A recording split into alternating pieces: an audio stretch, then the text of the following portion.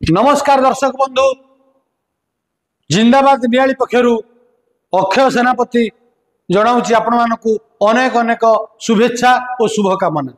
आज प्रसंग आम रखीचु राति हेले यातायात विपद बढ़ाऊँ बुला षंढ और गाई गोरु।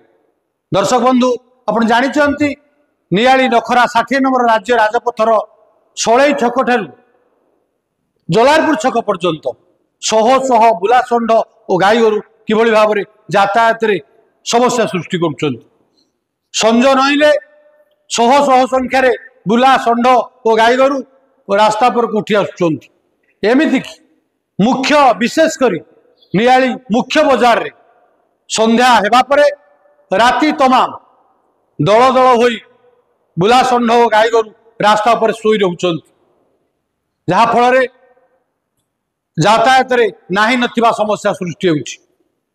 बेले बेले राति रे बाली बोझे हाइवा विभिन्न स्थान रे ए बुला षंढ और गाई गोरु को धक्का देउछि। बेले बेले एथिरे केतेक बुला षंढ और गाई गोरु जीवन जाउछि। ठीक सेमती ए बुला षंढ और गाई गोरु द्वारा बहु बाइक आरोही दुर्घटनार शिकार होउछन।